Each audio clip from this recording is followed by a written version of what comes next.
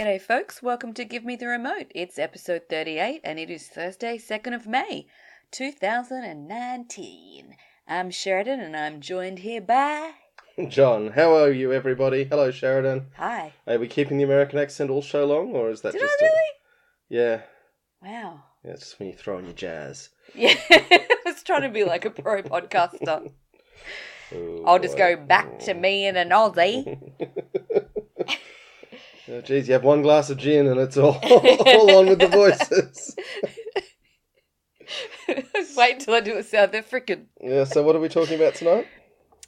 So we should probably start with the movie that fits outside of the general proposition of this podcast. Mm-hmm. A podcast being about things you can stream in your home. So we will completely ignore that and start by something that you must go to a cinema to see, and that is Avengers Endgame. All we can do is our best. And sometimes the best that we can do is to start over. Yes. Although... there's a few things I guess we could say about this. One is we almost never go to the cinema because we prefer to stay at home and watch things on TV. Well, I think I go to the cinema more than you, but yes. Yeah. You didn't enjoy this trip to the cinema, though. Well, it was 3 hours, and I have a bladder of... my bladder's slightly smaller than an adult female's, but I even think an ordinary adult female's bladder is unable to last the duration of this film. And also, you and your... It was a wonderful, appreciative... I appreciate the gift that you gave me of booking the tickets, but you booked the second row in the cinema because apparently you were unable to read a diagram. It was also the only seats that were left that weren't right on the side, and being right on the side wouldn't have been great. I would have been rather right on the side up the back. That wasn't available. Okay, anyway. Because this movie just sells out every session at all hours of the day and night. I now permanently look at the sky because I was forced to sit for 3 hours with my head crinked up. But anyway, I won't complain. Yeah. Now, we had a pretty high opinion of Avengers Infinity War. Yes, I must say I'm probably not as much of a fan of the entire... Marvel oeuvre. Yeah. I mean, I didn't realise there's a lot of movies there, yeah? This is the 22nd. Yeah. So... you don't have to watch them all. I reckon there's about 10 that are essential, but yeah. Yeah, so, I mean, I felt like this was really a movie for fans. Yeah, a little too much so, because I thought Avengers Endgame was... Infinity War was a really solid movie by any metric. It was a better standalone movie. And also it had an ending that, in your words, was one of the best endings of any movie ever. Yes. And this is about 2/3 of that bar in my feel. Yeah, I felt it was a very cold opening. Yeah. I mean, I've watched a lot of the movies, but because I guess I'm not as invested in them as, I guess, a true fan, I kind of, don't remember the details. But I just felt like this opened and I was like, I have absolutely no real recollection of what's happening. I think they were trying to be clever, and trying to be clever is always dangerous. And if they'd just launched straight into action, it might have been even more confusing. And also, considering it was 3 hours long with an hour of action at the tail end of it, that could have been... I think it would have been even more problematic. Yeah, I just needed a little bit of a refresher on what I was watching. Yeah, and I think there's also an issue that because they split the team up into three and follow each of their adventures, that really dragged out the length of the film. Yes. Because you basically have three different stories to follow, and kind of that's where your 3 hours go. I did not feel as though this movie needed to be 3 hours long. Yep. I felt this could have been cut down significantly. Like when you're watching, like, Lord of the Rings. Mm-hmm. Also a film that could have done with some more editing. Well, some of them, but, like the last one, like Return of the King. Yeah, probably. with 5 endings. And you even like then kind they of left out the coolest one for the But books, like you did feel as though they were jamming it all in there, like they had run out of space, and that they were filling that 3 hours. Yeah. with like what really needed the story that really needed to be told. Like they weren't. There was no filler. I didn't feel like they filled this 3 hours as effectively as they could. Yeah, and then you get the issues of whether you're doing fan service for the sake of fan service and whether that does anything for the rest of your audience, or whether you even care, which, given by the $1 billion they took on the opening weekend, I guess they don't care about the general movie-going public because they don't need to. Yeah, and I mean, I guess that's my takeaway from this, was that this is an example of how movie making as a profit-making enterprise has changed so much in the last 20 years with the advent of streaming. Because I mean, like when we were kids, you couldn't have had a movie like this in the cinema. Couldn't have had it. You couldn't have had it. A story like this didn't exist anywhere except in comic books. Yeah. Which were busy doing their huge multi-arc storylines year after year, and no one was looking at it except nerds like me. Yeah. And in some ways I like it because there is this kind of long-term investment in fans. And it's happening now with Star Wars. And in characters and story. Yeah, with Star Wars reboots and whatever. Like, they're really investing in what the fans want, and that is really great in some ways. But I think in many ways it's preventing a lot of innovative filmmaking, because in order to get a film like this with this kind of budget, you need the support of the 20 movies that go before that prove themselves to be box office successes. And so no one's going to spend this kind of money on just an idea that's out of nowhere. No, but I also think that the 90-minute movie with 3 acts and 7 scenes is as much an artificial construct as a sonnet or the 300-page novel, which was based around the limits of paperback printing in the 1970s. And similarly, a movie at the length we've come to think of a movie as it should be, and with the amount of scenes and acts that get crammed into it in general, was very much just a construct of how much film could fit on a platter and what you could sell a ticket for people to watch in an evening. Yeah, but I mean, I'm not necessarily referring to the length of it. I'm just referring to the kind of the budgetary investment in it. Like, it costs so much money to make. Yeah, but they have the advantage that once the first few movies raked in hundreds of millions of dollars, they had a lot of freedom to keep going with the formula. Yeah, but that's kind of my problem with it, is that you need those movies in the kind of chain to justify an investment of this kind. And I think there's a problem with that, because it actually stops people taking risks. Because there's nothing about this film that's risky, really. Because they knew they were going to make a lot of money. At this stage there wasn't. Although it's worth noting, here in Canberra, most of the buses have got Avengers Endgame on the side of it. Now, we're not special, so that means pretty much every bus on the face of the planet has got Avengers Endgame on the side of it. And that's a marketing budget that could pay for a lot of good movies on its own. Yeah. And the other thing is to bear in mind is that by the time you get to blockbusters in the cinemas, this story has been through a lot of iterations. These characters have been through a lot of iterations. They came out of comic books in the 1970s. They've lived as graphic novels. They've lived as compilations. They've lived as animated series. And along the way, they have built up their fans and their credibility and their box office pull. And this is really an end product that's been 40 years in the making. It has, yeah. But I'm sure there's a lot of other comic books that haven't actually been realised into cinematic experiences. Yeah, I mean, Hellboy did all right from a much smaller stable. And Blade was from Marvel, I think. Spawn could probably do with it. Watchmen was probably stillborn. They tried to cram too much, although I did enjoy that movie. Yeah, but I mean, that book is... when you read the comic book, there's so much more that could have... Graphic novel. There's so much more that could have gone into that. Anyway, we won't talk about Watchmen. But it really needs to be viewed as a much larger cultural construct than just the movie. People say, oh my God, they've made $1 billion off this movie. Aren't getting how many years and how much work have gone into polishing the characters and the stories before it was ready for this. Oh, I totally agree. I mean, I guess that's kind of my point is that people are kind of trying to use this as an example of how cinema isn't dead, and in many ways that is true, but in other ways it's like, well, yeah, it's not dead for these kinds of series, and they're not that frequent anymore. I'm not sure this is going to sustain.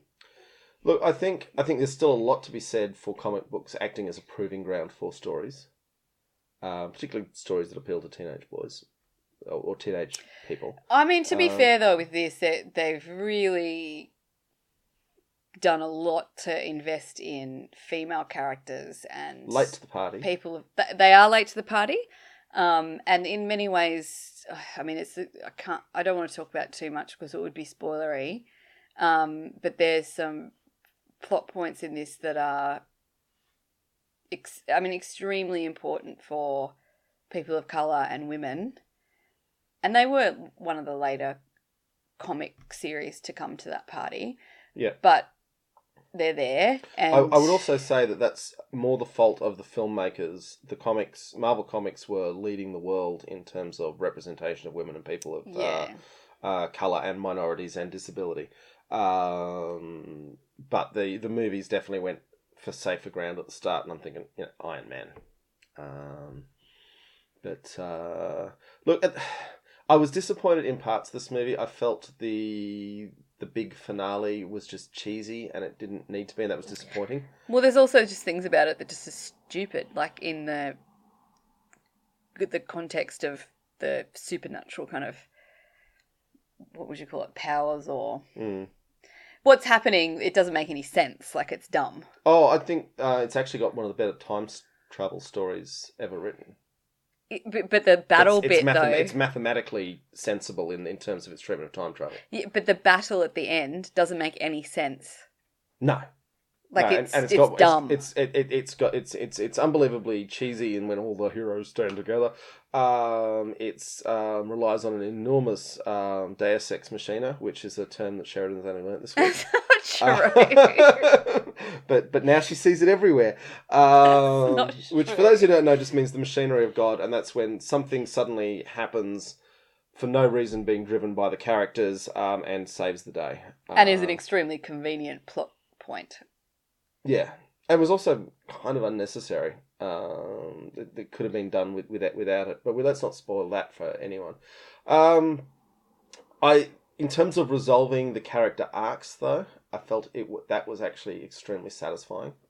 I agree. I mean, I felt perhaps, and this is actually a little bit of a frustrating thing, is they kind of filled this 3-hour movie with a whole bunch of stuff I didn't really give a crap about. And at the end, they kind of throw all the characters in there and try and close off their arcs. And there's some of the kind of minor Marvel Universe characters that I felt like they just kind of had to appear just because they're part of the universe. And was Falcon? Yeah. I didn't really feel like it closed it off for me. And I was like, well, couldn't you have just like quit all that other rubbish you put in the beginning and closed off some of these cool characters instead of just kind of throwing them at the end like a... I don't know, I felt like there was just like a lot of balls being thrown around at the end. Yeah. So, anything else you want to say about this one? I mean, I've got to be honest, I don't think I'd rewatch it. Okay, I will rewatch it on my own. I think there's a lot of things that I want to see again and fully get that are quite clever. There's one scene in particular that seems very significant to me that I want to see again to take another look at, because it was so subtle what they might have been doing, and that's kind of cool. But I thought I gave, as I recall, Infinity War 5 stars, and I would only give this 4. Sorry, this is a 4-star movie to me. Yeah, I'm going to give it 4. Okay, wow, I talked it down and then still gave it a great score. Look, to be honest, if I was doing the halves, I'd be giving it 3.5, but I don't do that. Yeah, right. And it was... I think if it was a 2 and a little bit over 2 hours, I would have given it 5 stars. Well, I guess this is part of the interesting about it, is like, we have been talking about it for nearly a week now. About things that happen. It does get you thinking, it does get you talking, and for me that is a mark of a good movie. But if it hadn't been as long, they might have left out some of the things I didn't like and kept in the things that I did like. Yeah. I mean, if you want to listen to a really good review of it, listen to Kevin Smith's YouTube video on it, because he gives a review that's just in so much detail and so much depth. It's not really a review as much as a recapitulation, though. That's true. It's kind of like just... It's an hour and 40 minutes of Kevin Smith just infusing I about must admit, I didn't watch the whole thing, but watching someone monologue for an hour and 40 minutes without, like, taking a breath, you're just like, man, that's a fanboy there. If ever I've seen one, and that's kind of interesting in its own right. Well, Kevin Smith is the world's ultimate fanboy. Yeah, I know. But, yeah, like, that kind of made me like the movie a little more, because I'm like, well, there's obviously people out there that are, like, comic book nerds that are really into this. Yeah. Now, if you are new to the Marvel Cinematic Universe, I would strongly stress this is not the place to take it up. Oh, you cannot. There's no way. You'd be like, what the... Yeah. Go back, watch Iron Man, skip Iron Man 1 and 2. You're probably going to have to watch the rest. Thor Dark World you can probably live without, although they really throw back to it in this one, so... I think it's not too spoiler to say Chris Hemsworth as the Big Lebowski was one of the highlights of this film, though. Yeah, I was wondering, is it an actual fat suit, or is he just, like, really, like, comfortable? People have said it was the fat suit. I think it is a fat suit. Yeah. But he's let himself go, and they're not bringing him back, and he's dealing with the consequences of it. And I loved... that they were willing to do that, and Hemsworth was willing to really invest in the role in that way. Although anyone hoping to, see Chris Hemsworth without a shirt on will be sorely This is a great disappointment. I mean, you will see him without a shirt off, but it will be like probably what you go home to every evening. And that's why we love it. Okay, 4 stars from each of us. So what's next? Well, we just talked about Avengers, which has Brie Larson in it. So let's talk about Unicorn Store, which is... Unicorn Store, Unicorn Factory. I think it's called Unicorn Store. Cool. Feeling like a failure? Well, life passed you by. I can't take any more rejection. Honey, you remember Kevin? I feel like I need to Google it, but I'm pretty sure that's right. And this is written and directed by Brie Larson as well. Written and directed by Brie Larson, yeah. Who's not... I'm obviously late to the Brie Larson train. It is Unicorn Store. Okay, thank you. So I'm late to the Brie Larson train because I knew she was some sort of name before she did Captain Marvel, which we haven't seen yet. Yeah, so basically I think probably what you've missed out on is she's kind of been like a bit of for indie girls, a bit of I guess, indie fangirl icon. She starred in that show with Toni Collette, where Toni Collette plays a person with multiple personalities. United States of Tara.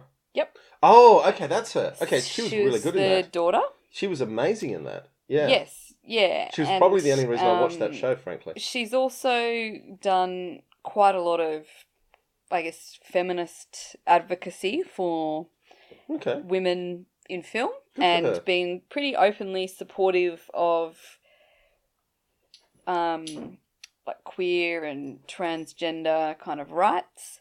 So quite outspoken politically. To be honest, I don't myself know if she is herself queer, but it's possible. But anyway, she's been if she's not herself queer, she's been a very, very supportive ally. And just probably like a kind of a cool chick. This was surprisingly well written movie. Yeah, so she didn't write it. Okay. I can't remember who wrote it, but she didn't write it. She did direct it, though, She right? did direct it. Yeah. I thought this was a nice... I think it's her directorial debut. I might be wrong, but I think it is. I'm pretty sure it is for a feature film length anyway. We watched this on Netflix, yeah? On Netflix. I thought this was actually a really solid directorial debut. It tried to do some very complicated things and did it very well. Yeah. So it basically follows the story of a failed art student who takes an office job. Well, it's an urban fantasy, which is a genre that Hollywood has still not picked up as much as it could, but has some really cool angles on it. Yeah. And in the course of kind of, I guess, giving up her kind of creative dreams and living this very boring, dull, mundane life that happens to many of us.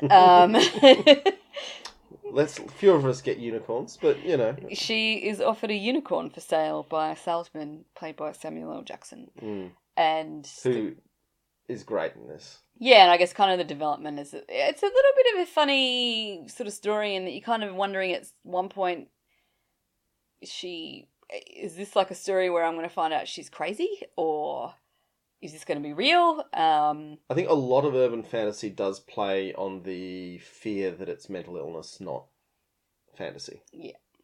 And that's a tightrope that good urban fantasy walks, and I'm just thinking about the urban fantasy that I'm trying to write myself right now. I think I need to put more of that in there. Okay. Thank you, Brie Larson. Save that one for later. Yeah. And she meets a guy, Virgil, who's played by Mahmoud Athi, who as an actor I'm not familiar with, but that's a pretty good kind of nice relationship they have, where he's sort of, I guess, trying to find out whether she's crazy or not as well. But he's quite an optimistic, open-minded person. He kind of accepts all her eccentricities. It's a really nice depiction of a solid young masculine character. Yeah. He's not a bastard. No, he's not. He's got his own life and inner workings and concerns, but he's a nice guy. Yeah. And we don't see but not a huge number of those. Not like unrealistically nice. No, he's just like a normal nice guy. Yeah. Good to see that in cinema. Don't see that very often. No.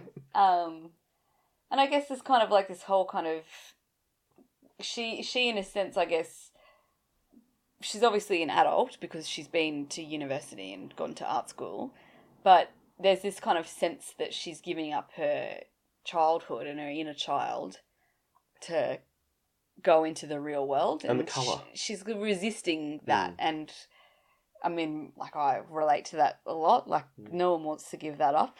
But the thing I like is that I don't think they actually change the colour palette or the colour grade when she's transitioning between her fantasy life and her office life. But you feel like it has been changed. And I like that they actually achieved that. Maybe they did tweak the colours a bit to give a sense of it, but it's not as blatant to say The Wizard of Oz, where it goes from black and white to Technicolor. Yeah. But it's an effect achieved through direction, which I really like. And she's got these really kind of quirky, supportive parents that are kind of, but also a bit like oblivious. Like they're clearly adults, and even though she's an adult, she's not transitioned into that world. Oh, I think the parents are completely aware, but they're also trying to give her the space to figure things out for herself. I remember there's a moment where there's a kids camp and these kids are telling stories and just lying to her parents, and she gets angry and she's saying to them, "Why are you you should know this is garbage," and the parents are like, "Yeah, we know it's garbage, but we're just letting those kids tell their stories." Yeah.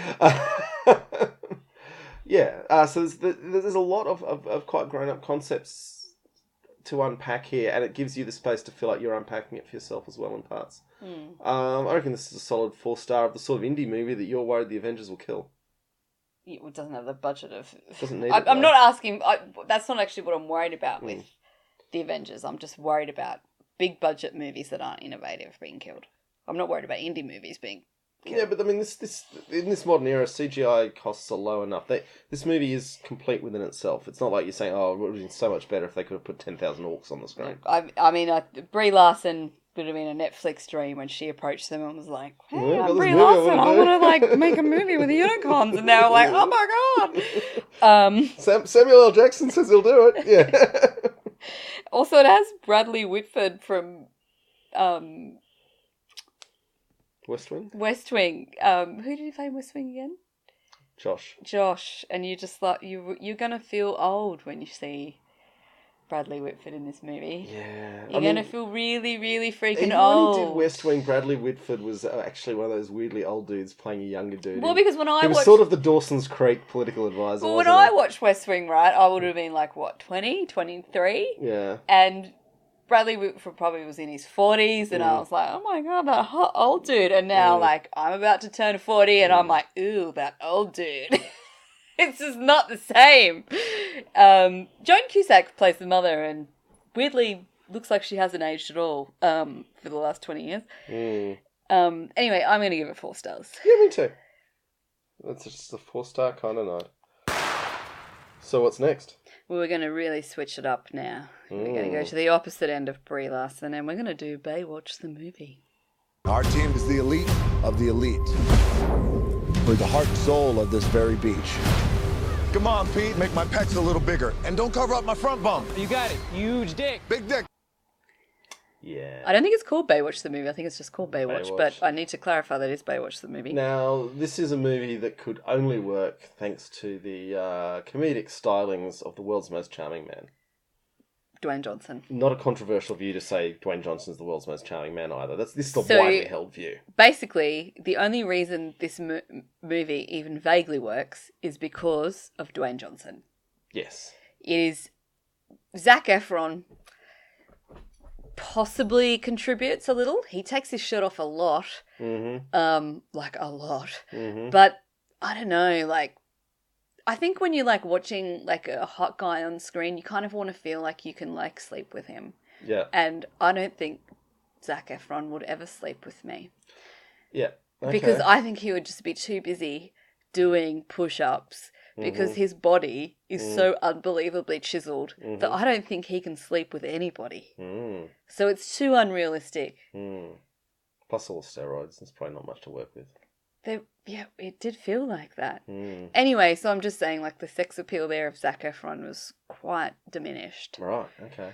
I felt that this was in many ways more like a Police Academy movie than any modern piece of cinema. The thing I found really, really frustrating about this movie is it was so close to being so bad it's good, but it just didn't get there. And I think the reason is because it didn't know whether it was a homage or if it's meant to be like playing a joke, like playing for laughs on the concept of Baywatch. I think it's playing for laughs on the concept of Baywatch. It is, but then you like, it's kind of only one joke. Like the joke basically, or maybe 2 jokes. So the 2 jokes are slow-mo on the beach, like running through slow-mo. Yeah. And just like really dumb hot people. Yeah, I mean, there's a police academy, huge police academy element. You know, the gang's going to solve the crimes even though they're not qualified, and then they joke about the fact they're not qualified, and they joke about the fact they should be going to the police. So the plot for what it is there's some sort of crime wave that the lifeguards are forced to solve because the police are kind of inept. Is that the plot? That's pretty much the plot. Possibly corrupt. Yeah. Yeah. There's a Revenge of the Nerds element. I actually think they're playing on a lot of 80s movie stuff. But totally agree. It's dumb. It's not that funny, if not for Dwayne Johnson's enormous personal charisma. He's really charismatic. Like, how does he even exist in the world? Like, he must just, like, go to the shops and people, like, don't even pay Dwayne. Like, he probably doesn't pay for anything, anytime, ever. Well, Dwayne's so charismatic, he'd be paying for everything. He's just a nice guy. Oh, I never thought about it like that. Like, he just must walk down the street and, like, the crowd, like, parts for him. Look, basically, you could make a movie out of Dwayne Johnson reading a newspaper for 2 hours, and we'd watch it. Yeah.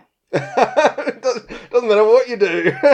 Just put Dwayne in it, and huge numbers of people will watch it because he's just so much fun to watch, and anything he's involved in is going to be okay. Having said that, there is no way on any planet that ever existed that I would pay actual money to see this movie.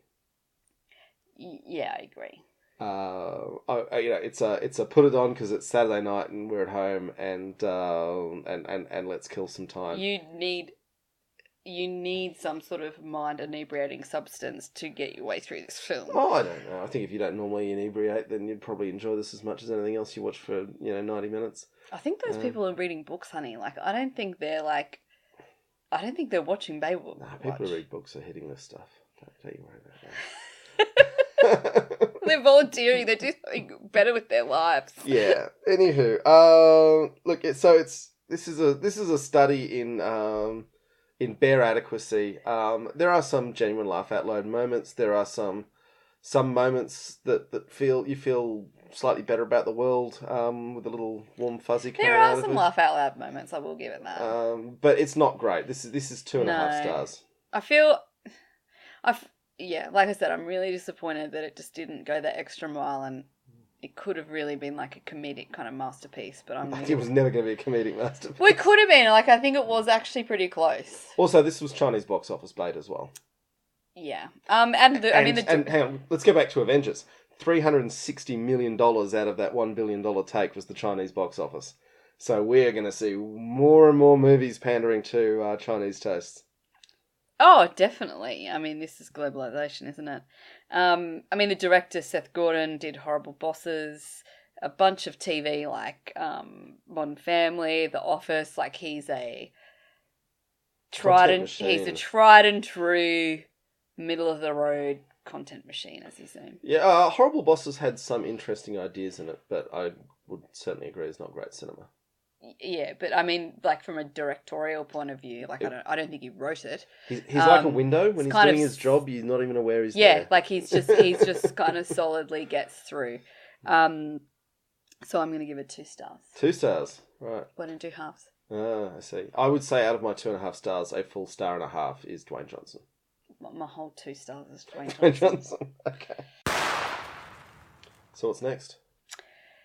So let's mix it up and go back to TV, and we're going to do Bonding. Told me you were a 911 operator. Yeah, I lied. I'm a full-service fantasy provider. All I need is someone to help me clean up, be my bodyguard. You know, like the Kevin Costner to my Whitney Houston. Kevin Costner gets shot at the end. Do you trust me? Tell me what the premise of this one is, Sheridan.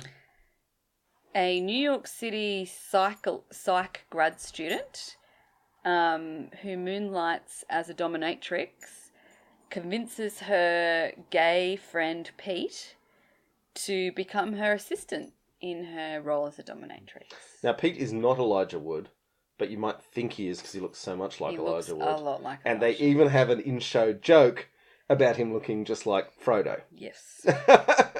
So that's where that's going with Pete. And who's our actress? Zoe Levin. It plays Tiff. Yeah. These people are unknown actors. Yeah. But I mean, I think they've had some, small TV roles and things. Yeah, and they're both totally solid in their parts. I think any issues I have would be with the writing and the direction, not with their performances. So again, we face, and this is obviously a thing that's been happening lately. Netflix has been listening to people because we have the 13 to 17 minute episodes, and not too many of them. I have to say, I could have done with more story on this one. It's like eating those little kid-sized packet of chips. Yeah. You eat one, you're like, haven't really eaten that many, and you eat So another eat packet, 5. and then you've eaten 5 when you could have just bought a big bag of chips, but you don't feel guilty because you're like, I'm eating all these little bags of chips. Yeah. So that's what this is. I need to buy more of this gin, don't I? Now, the dominatrix community are not happy about this depiction. I mean, look, And I think they're being overly precious. well, look, I have to say, and I think John will back me up or have the same view as me, we are not kink people. But we know kink people. I've known kink people. I sort of awkwardly engage them in conversation and don't want to hear any more about it. Generally, you can't stop them talking about it. Yeah, but but that's you don't want to engage them. You just they talk at you. No, the latest one, I just stared at the ceiling and she just wouldn't stop. You just can't. I mean, then look. Well, we're not kink shaming. I'm not kink shaming. We're kink positive. I'm kink positive. Well, kink accepting, maybe. Yeah, I that's don't know. what I meant. Just positive, but not kink ourselves. Yeah. We're not kink people, and I feel as though a show about bondage or the BDSM community, I don't think you really need to work too hard for content, right? Yeah. especially to non-kink people. Like, It's a whole new world. so, like, I'm happy to, like, every episode contains an interesting new story that I hadn't thought of before. Mm-hmm. And they put it out there and it's entertaining and I watch it. Mm-hmm. And at that, this show is very successful. The characters ran pretty true for my understanding of my kink acquaintances. Well, but from what I have, and because I did a bit of research, because not being a kink person, I didn't want to review a program about kink and give any views. I mean, as an entertaining, I guess if you're going to review it from an entertainment perspective, this show is very digestible and easy to watch. Yep. The characters and acting are pretty good. I wouldn't say they're amazing. I thought the double cliffhanger was a little too obvious and left us a little too hanging. Yeah, like, I mean, I feel like that, but this is what I'm sort of saying is that the premise of the show has enough content to get through a series of this kind of length. Yeah, because but they left us on, though, there's a cliffhanger in flashback that they advanced too slowly through the show, and a cliffhanger in the main timeline, and the show cut out as both of them hit their crisis points. Yeah. But like, it's an entertaining program. But the criticism, I guess, and when I read the criticism, it did ring a little true to me, is that it definitely glosses over the complexities of negotiating these kinds of relationships, which, I mean, if you've met people that are into kink, they are some of the most rules-obsessed people, and I used to be a freaking lawyer. Yeah. So for me to say that... Hang on, you're talking about purely consensual kink, whereas this is a level of commercial kink, which does muddy those waters. But this is consensual kink. Like, these are people... But it's also paid. Yeah, but it's consensual. They're customers. Yeah. It's slightly different from the FetLife scene, where it's people who there's no money changing hands. Yeah, but there's no, when she brings new clients in, there's no negotiating the arrangement for what's going to occur in that scenario. They do show some of in some more than others, but I also think that the very minimal. The kink people wanting their own idealized perception of themselves to be represented need to get over themselves. Because that doesn't make drama, it makes a public service announcement. I agree, I know, but I'm just saying, I'm not actually... if I was like a full-blown BDSM like into it, I would maybe think this is actually a dangerous representation of what I'm into, which is, like a lot of the criticism of about how kink's portrayed in modern media, like, for example, with 50 Shades of Grey, there's just not this... it's a very... There's a lot of negotiation that occurs in these relationships. That's what I hear and what I've read. Yep. The other thing is, the main character, is this... she's basically a trauma victim, and she is using this to overcome her own sexual abuse. And I don't think that is necessarily a healthy reflection of all of the people that are in that community. No, agreed. It would not be all, but again, I would say if a reflection that was attempting to... again, to start with, you can't represent all people in any representation. No, I agree, but it's a bit of a trope, though, that the only people that are into BDSM... Okay, so this isn't that movie, though. This is a different show. But I would also say some people in this situation that she's portrayed in do have some issues. Yeah, but that's like there's some people in the general community that have are trauma victims, like. Yeah. But I'm just saying it's a little bit. It's not, I don't think, a perception, but there is an issue with the way that BDSM is portrayed in mainstream media, that it is always about people who are trying to overcome their own trauma or sexual abuse history. And that's why they do it. And I don't think that's actually representative of the majority of people that are into that kind of thing. Sure. And so I think that's problematic. Yep. And also a bit like, meh, I've seen it before. Like you said, you hadn't seen everything in this before, though. What do you mean? There was lots in this that was things that were new to you. There were some things that were familiar and some things that were familiar to the point of being a bit passé. But there were things in this that were novel. Maybe, but I mean, I don't know. Like, I know that when you're gonna have a show about kink, you're gonna have people like wee on each other. Yeah. Like, the penguin suits were pretty cool though. I don't know if any of it was really new, but I didn't say it was new. I said it was entertaining, and that's different. Okay, so you're entertained by it. Well, it's just kind of like a bit weird and freaky, isn't it? Yeah. Like, I think my biggest criticism is that it wasn't that long, and it didn't resolve its stories. So it was really just much like, what was that one we watched? Special. Yeah. So just like Special, this was really just a pilot for a bigger franchise. Yeah, and I guess I feel like that's where like streaming services are taking us now, is you don't get a pilot, you just get these kind of short series. And then you see if they get picked up into something that's a little bit more substantive. Yeah, it'll be interesting to see if they do, when they bring them back for the second series, if they give them more space to breathe in a longer run. Yeah. But the other thing I'm sure that they'll do, and it's a classic thing, is writing resources. And, you know, the reason why Australia basically doesn't have a storytelling industry is because we don't fund the writers' rooms. Is that if there's a show that looks like it's got good legs and a good premise, is they will give it a writer's room full of funny people. And they'll be able to flesh out storylines and arcs till the cows come home. I mean, with this, I don't even know if I need another series. Like, I liked it, but I don't think I need it. Well, they could do another one of what they've done, just resolving the storyline they set up. Yeah, I guess.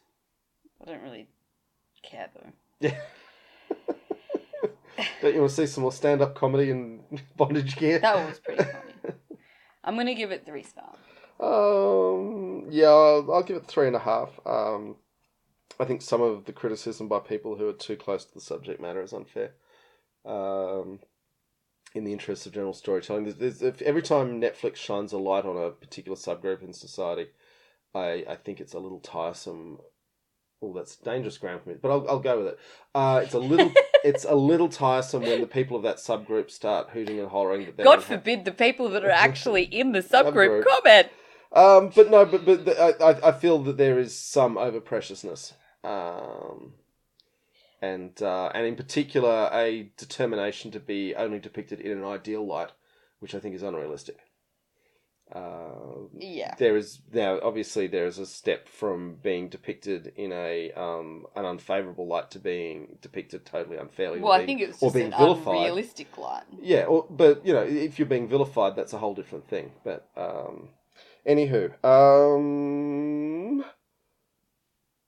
that's us done for the week. So, thank you very much, Jeff, for your messages. But at the moment, Jeff is corresponding with us about a show we haven't watched yet, but we do intend to watch. We keep talking about watching it, but we just somehow never get... Yeah.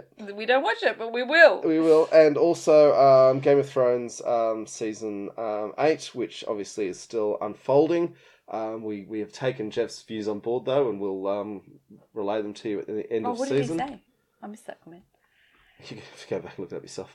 We'll tell our other listeners. Anyway, if you'd like to correspond with us, obviously you can message us on Facebook if you follow us through the group, or email gmtrpodcast@gmail.com. And please do, if you've enjoyed listening to us, or if you just made it this far and want to listen to us again, but have not enjoyed us, if you can give us some stars on the podcast app, and a kind review, that goes a long way. We really appreciate it. On that note, we hope to be back before too long, and thanks very much for listening this far. Good night. Good night.